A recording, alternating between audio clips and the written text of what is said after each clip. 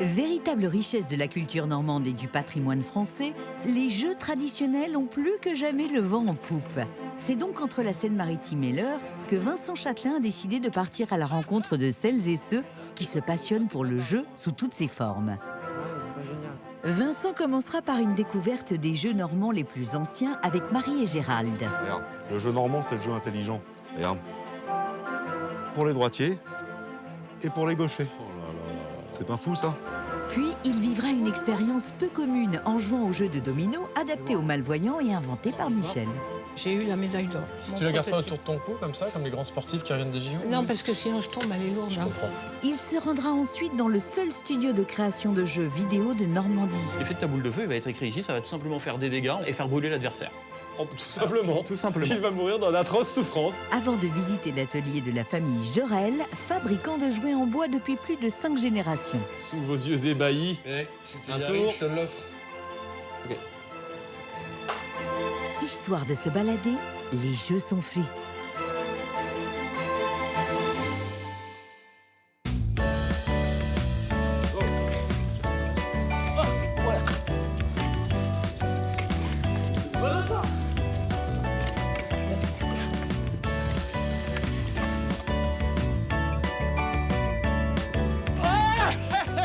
Oh, presque.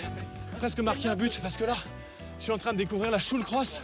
Faut savoir que c'est un jeu normand parce que les Normands adorent les jeux depuis très longtemps.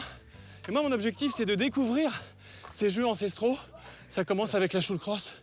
Et Gérald, qui la remet...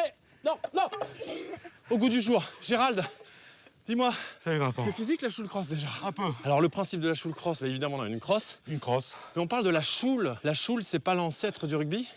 Alors là, on est plutôt sur l'ancêtre du hockey sur gazon, du hockey sur glace. Parce qu'il y a Voilà. plusieurs versions de la choule. C'est ça. On peut le voir tout de suite avec cette balle qui est là.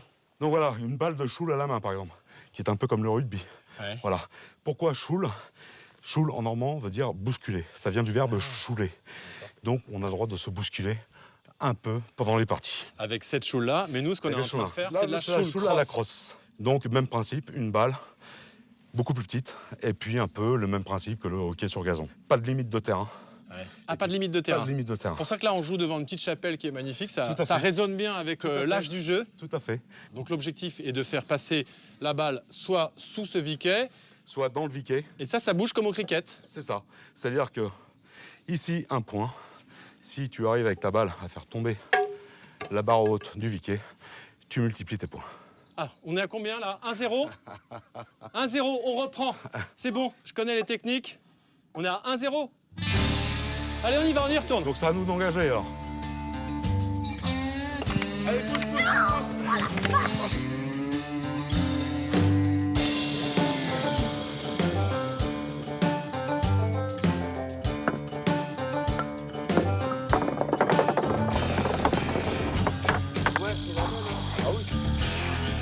Bonjour. Bonjour.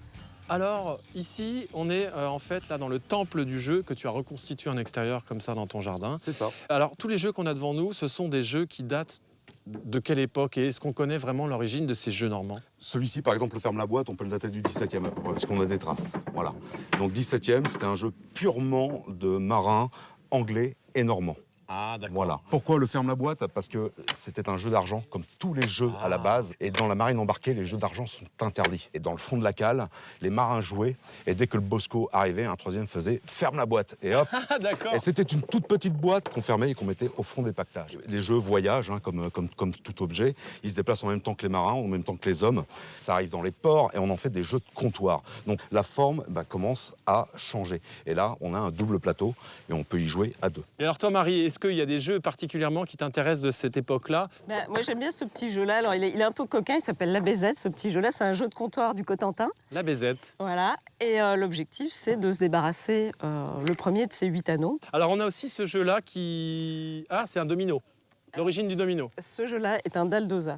Et ça ressemblerait plutôt aux petits chevaux, en fait. Ah, d'accord. C'est d'origine viking, celui-ci. Ça veut dire qu'en fait, les jeux traditionnels normands ont des origines multiples et diverses? Pour une grosse partie des jeux traditionnels normands, les sources viennent du nord, donc qui arrivent avec les invasions vikings, donc par la Normandie et ensuite sur tout le reste sur tout le reste du monde. On sait, il fallait combien de temps à ces jeux pour s'imposer dans la société dans laquelle ils arrivaient? Rapidement, parce que quand les Vikings arrivent, donc on parle politique bien sûr, on parle religion, mais aussi on se détend. Voilà, on festoie et donc forcément l'échange, quand on festoie à l'époque, c'est le jeu.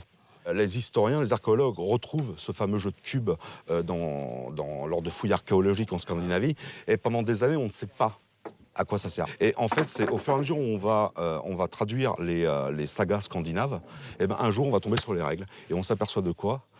Que deux pontes vikings se font la guerre. Un coup c'est un qui gagne, un coup c'est l'autre, etc. Ils ne s'en sortent jamais. Et comment est-ce qu'ils vont résoudre leurs différends autour d'une partie de cube? Et c'est dans cette saga qu'on apprend les règles du cube. Alors on a un autre jeu sur lequel j'étais appuyé. Ça ressemble à un... Ce jeu-là, c'est une carambole. Alors pour marquer le maximum de points, il faut que la balle aille faire tomber la quille rouge, la première, sans faire tomber les jaunes. Là aussi on jouait de l'argent? On joue aussi de l'argent. Sur tous les jeux en fait. Sur les jeux traditionnels normands, on a des témoignages où on s'aperçoit qu'il y a des fortunes qui se sont faites et qui se sont défaites. Donc ça veut dire que quand il y avait beaucoup d'argent comme ça, il y avait des intérêts financiers qui étaient liés au jeu. Bien sûr. Ça veut donc dire qu'il y avait aussi de la triche. Le seul qui pourrait être triché, je pourrais dire que c'est quelque part le tenancier du casino. Mais c'est pas dans son intérêt, parce que s'il se fait prendre, Plus personne. c'est terminé pour lui. Alors que les gens qui possédaient ces jeux et les exploitaient en vivaient finalement assez bien. Ouais. Et même très bien pour certains. Je vous demande même pas ce que c'est comme jeu, ça. Attends. J'ai l'impression d'être dans un bistrot. Il y a un peu de ça. Ah, Il allez. y a un peu de ça. C'est un peu Allez. l'ancêtre du flipper. Extra balle. Toc, ça a tilté, tu l'as trop secoué, c'est fini. Qu'est-ce qui fait que tous les deux, vous vous êtes passionnés pour les jeux normands? Alors moi, bonne Merci de question. poser la question. C'est pas les enfants, voilà. Étant assez réfractaire, en effet, à tout ce qui était jeux vidéo, télévision, etc. En discutant avec les anciens, tiens, vous jouiez à quoi quand vous étiez gamin? Parce qu'il n'y avait pas de passe de télévision. Et puis alors là, dans la discussion, je me rappelle, il y avait ce jeu-là, puis les gamins n'y jouent plus, tu te rends compte, un peu, c'est dommage, ça s'est perdu. Et donc là, une idée naît. Et puis c'est intergénérationnel. Il faut voir sur les manifestations, les enfants commencent par venir, on explique, tout d'un coup les parents commencent à tendre l'oreille, les grands-parents aussi, et on se retrouve avec des familles entières qui recréent le lien autour du jeu voilà, en fait. c'est ça. Et qui restent, Voilà. qui jouent, qui font Et plusieurs qui restent parties. et qui restent là toute la journée. Bon, bah on y va, alors on continue. Moi, j'ai envie de jouer. Alors dans les fêtes foraines, on trouve encore quelques traces de jeux traditionnels normands, dont celui-ci qui s'appelle le jeu du... Palais. Non. Le jeu du galet plat. Non plus. Essaye encore. Le jeu du frisbee. Non. Le jeu du camembert, on est en Normandie. Ah bah oui, bien Voilà, sûr. tout simplement. J'ai failli dire le jeu de la galette.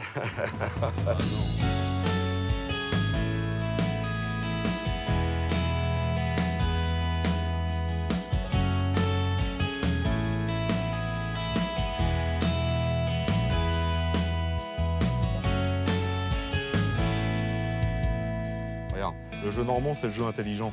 Regarde. Pour les droitiers et pour les gauchers. Oh là là là. C'est pas fou, ça? Pas mal. Qui a dit que T'inquiète pas, c'était les les doigts vont Américains pas. qui avaient inventé le bowling? Qui a dit ça? Personne. 2, pas mal. C'est pas mal. Pour un premier coup, c'est pas mal. Est-ce que ça, c'est pas peut-être l'un des plus vieux jeux du monde?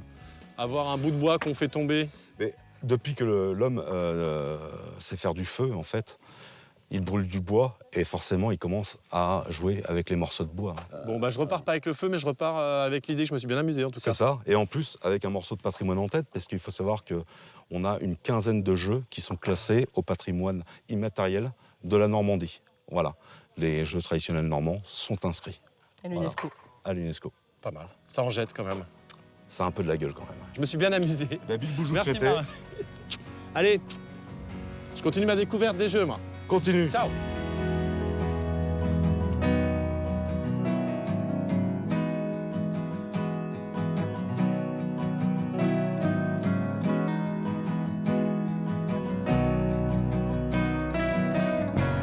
Bon, après avoir découvert le travail formidable de Gérald qui remet au goût du jour des jeux anciens qui auraient peut-être disparu sans son boulot, je vais rencontrer Michel qui a eu l'idée géniale d'adapter un des jeux les plus connus à l'un des handicaps les plus difficiles à vivre, la cécité.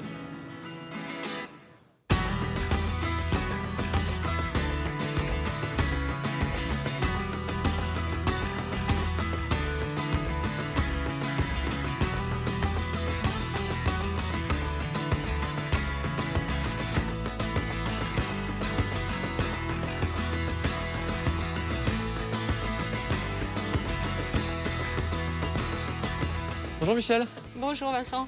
ça va? Oui, très bien. Ça me fait plaisir de te rencontrer. Merci. Parce que tu as eu une idée unique, a priori. J'ai fait une nouvelle version, on va dire, du domino. Je l'ai fait en magnette, gros chiffres en relief et braille surtout, pour qu'on puisse jouer tous ensemble. Est-ce que toi, tu es déjà une joueuse de domino? Oui, moi j'aime beaucoup le domino. Donc l'idée, elle a germé comment? J'ai toujours eu envie de créer, de faire quelque chose. Et surtout, ça fait rire les gens, mais je voulais aller au concours Lépine, en fait. Parce que je le voyais tous les ans à la télé. Et je dis, ouais, moi aussi, un jour, je le ferai. Tu l'as proposé au concours Lépine, ça? Oui, voilà, j'ai osé. Un résultat des courses? Le résultat des courses dans ma catégorie, catégorie loisirs, j'ai eu la médaille d'or Ah ouais? en 2014.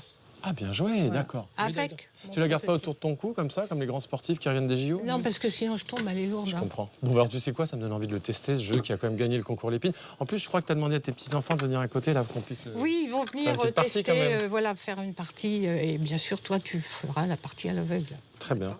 Déjà, je vais essayer de lire les règles. Bon, bah, je vais essayer sur la route. Oui. On y va?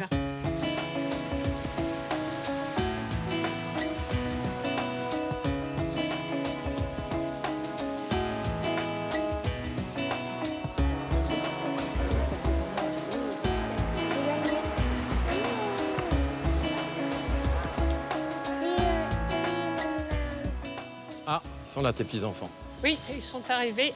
Ils s'appellent comment? Manon, Anna et Adam. D'accord. Et donc, ils sont en train de jouer forcément au... Au domino. Voilà.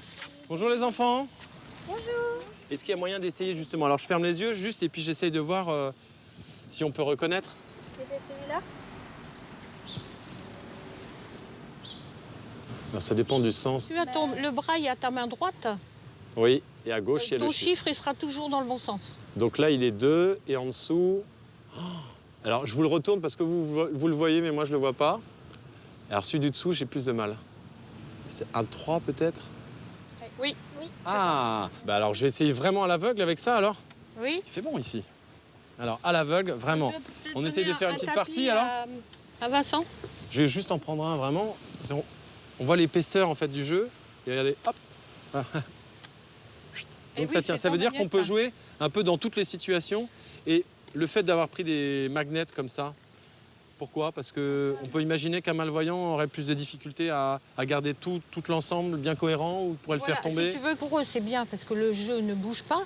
Et surtout, ça leur permet de vraiment aller chercher à la fin, comme ça, ce qu'ils doivent mettre comme chiffre, en même temps que les enfants. D'accord. Eh ben, très bien, on essaye ça alors. Ah oui, vous êtes équipés. Oui. Il y a toujours tout ce qu'il faut. Comme ça, dans ce sens-là. Michel, dis-moi, juste avant qu'on commence la partie, pourquoi tu es aussi sensible au handicap? Qu'est-ce qui fait que tu t'es intéressé à ça? En faisant des recherches, je me suis aperçue que les gens non-voyants et malvoyants avaient très peu de jeux adaptés pour eux, en fait. Et comme je suis sensible aux gens, et puis moi, de toute façon, par rapport à mes yeux, c'est vrai qu'aussi ça devient difficile. Donc, oui. eh bien voilà. Alors, c'est parti pour la partie, les filles, on y va? Ouais. C'est bon? On recommence? Ok, c'est bon. Donc vous allez prendre 6 dominos. 6 dominos. Non, il est pour moi, celui-là.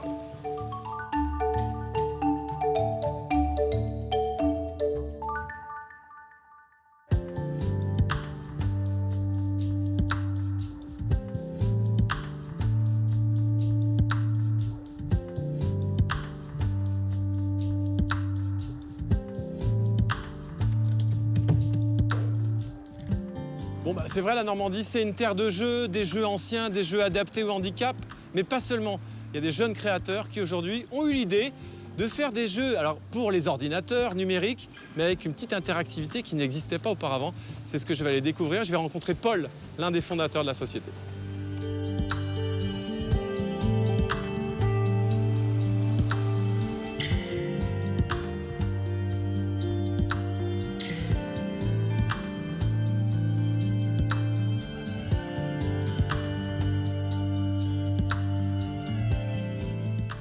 Donc on arrive dans ta société, Paul. Exactement. Tu as 26 ans, tu as créé cette société il y a 3 ans à peu près.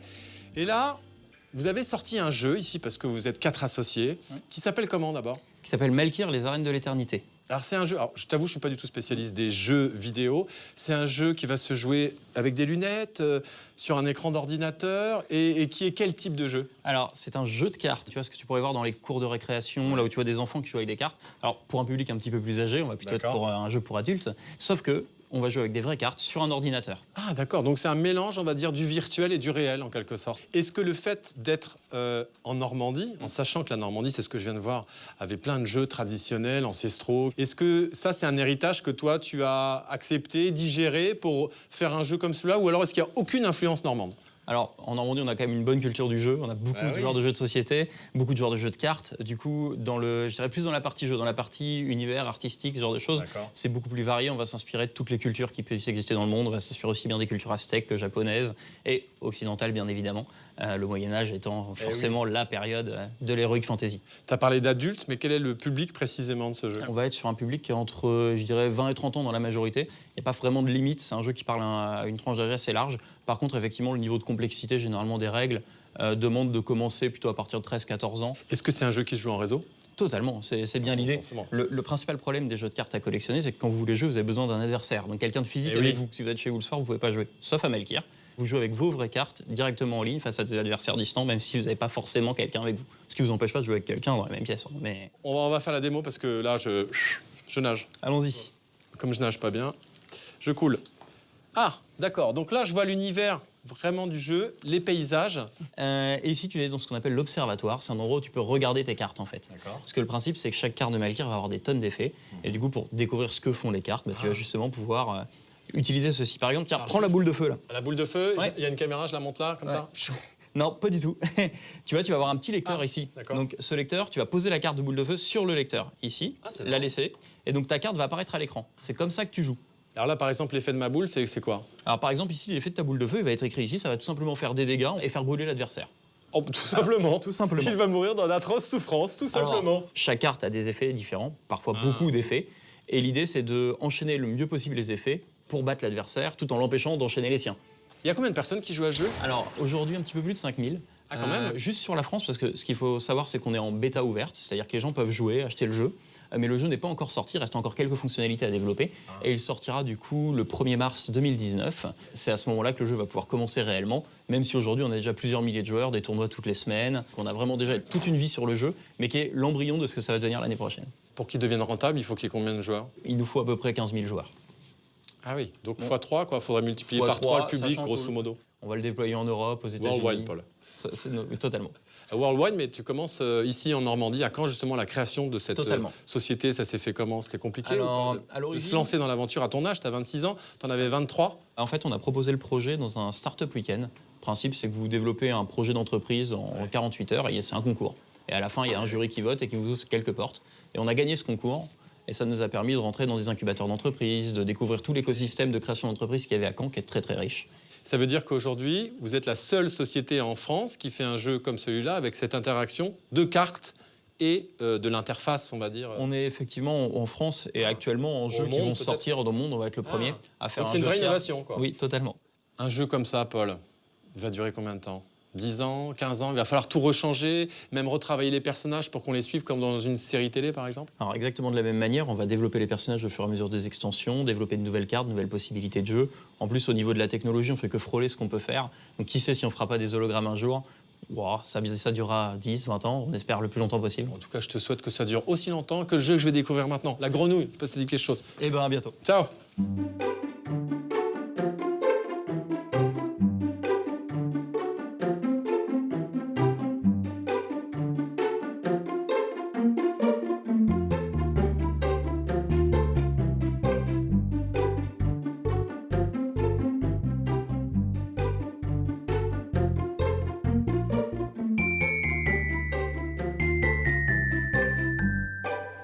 Wow! Bienvenue. Jean-François. Salut. D'accord, c'est un accueil un peu menaçant, je trouve, quand même. C'est de Guillaume Tell. Ah oui, c'est ça. Alors toi, dis-moi, tu es le patron de la société Jorel qui existe depuis 1864. Exactement. La spécialité ici, ce sont donc les jeux en bois, c'est ça? Il y en a Jeux partout. traditionnels appartenant au patrimoine culturel français. D'accord. Français et normand particulièrement ou pas? Particulièrement normand pour le jeu de grenouille.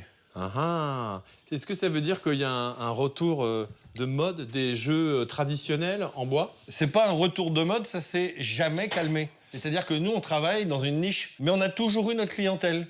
Alors bien sûr, il y a depuis 50 ans, il y avait beaucoup plus de jeux en bois sur le marché. Ce qui a détourné les gens des jeux en bois, ce sont quoi? Les jeux électroniques? Ce sont... D'abord le plastique, le plastique. Ensuite les jeux électroniques, les consoles et maintenant le téléphone. Le nouveau joujou qu'on offre à 7 ans. Alors, il y a du yo-yo, il y a... Ah bah alors oui, bien sûr, le fameux... Le bilboquet. Le bilboquet. Bilboquet. Attention, mesdames et messieurs, sous vos yeux ébahis. Si tu y arrives, je te l'offre. Ok. Bon, on va le ranger. Ok, d'accord. Merci, Jean-François. Je t'en prie. Ça, c'est quoi ça? Ah, il y a des quilles ici, par exemple. C'est pas tout jeune comme jeu, ça, les quilles, non? À peu près 4000 ans pour le jeu de quilles, mais si ça t'intéresse, en ce moment, je suis en train d'en fabriquer. Donc... Ah bah allons-y. C'est toi qui les fabriques? Je les fabrique à la main ici tac, sur tac, comme ça tour. Oui, oui. Ah, ok, je te suis. C'est par où? Bien, je t'emmène.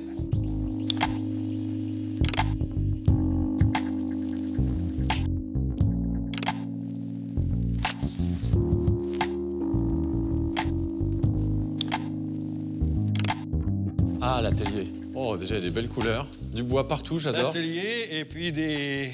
Plein de choses. Des jeux. Tiens, Tiens, celui-là, il est beau, celui-là. Hein. Ah, mais alors ça, c'est un jeu de croquet en bois précieux. Ouais, il est super Et alors, pour la petite histoire, il y a une vingtaine d'années, j'en ai fabriqué un pour le roi de la pop, Michael Jackson. Non. Ouais, le jeu était chez un client à Paris, rue du Faubourg Saint-Honoré. Michael Jackson avait une chambre d'hôtel à côté. Il est descendu, il a vu le jeu, il a dit « Je veux ça ». Ouais. Le Michael Jackson, oui, celui-là. Ah ouais, carrément. Donc on peut l'imaginer en train de jouer au croquet, comme ça. Le croquet de la maison Jorel. En Floride, dans sa maison. Ah, c'est quand même la grande classe. Ah, voilà. Alors ça, c'est un tour à bois. Tour à bois. Ça, qui n'est pas aussi de la première jeunesse. Hein. Qui date de mon arrière-grand-père. Ah, c'est vrai. J'ai quelques outils qui ont plus de 50 ans. Et ce tour qui en a plus de 100. Qui ont bien vécu aussi, quand même. Voilà. Le ciseau, là, il est fatigué. Et je l'utilise comme ça. Ah, d'accord, ok. Et ça te prend combien de temps pour tourner une quille? Oh, pour tourner une quille, il faut à peu près 15 minutes. Ah, quand même. À peu près 15 minutes, 15-20 minutes avec la finition. Ouais. Bon, bah, je te regarde faire, alors. Allons-y.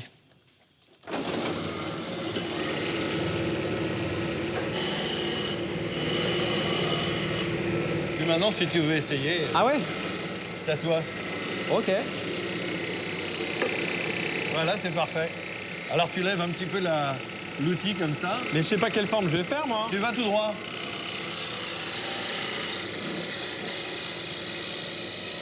Faut que j'appuie un peu plus, non? Non, il faut simplement que tu aies 5 ans d'expérience en plus et puis après, ça va aller tout seul. Bon, c'est légèrement strié. Voilà, tu vois, regarde.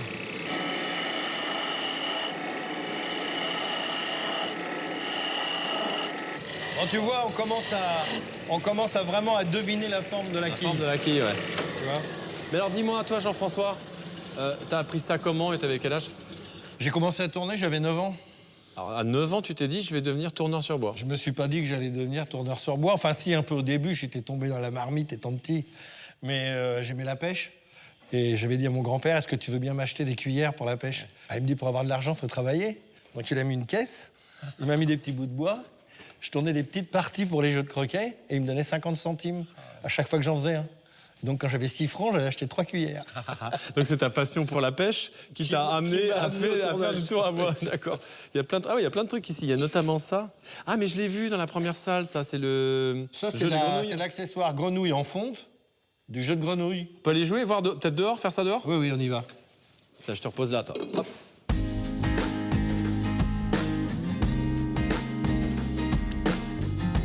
Ça sent le duel, ça. Ça sent le duel. Avec ce fameux jeu de la grenouille. Le jeu de la grenouille, 8 palets, pour un jeu dont les origines remontent à l'an 900, les Vikings. Ah, les Vikings. C'est pour ça que c'est un jeu normand. Ah, il y a différents points. La bouche, c'est 1000 points. La bouche, c'est 2000 points. Bah, je vais essayer. Le petit moulin, c'est 1000. Là, t'as fait 60. 40. Eh ben voilà. J'ai fait combien? 60. 60 et 40, je te laisse faire l'addition. Alors, 60 et 40, ça fait 1000. C'est à peu près ça. À peu près? T'as mis, je sais pas où t'as mis la virgule. Dommage. Tu vois? Merci. Ah, C'était vraiment. mon invité, t'as gagné en faisant c'est ça. vraiment sympa. Merci.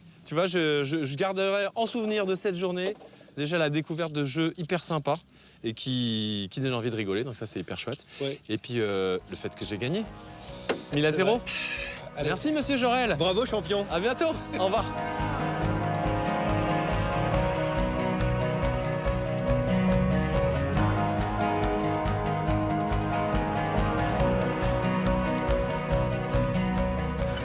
Ben voilà, c'est ici que je vous quitte. L'émission se termine et j'espère que vous aurez pris autant de plaisir à la regarder que moi à la faire en m'amusant. En tout cas, ce que je remarque, c'est que les jeux normands sont bien vivants ou en tout cas, ils retrouvent un second souffle. Je vous dis à très bientôt pour de nouvelles aventures d'Histoire de se balader. Ciao!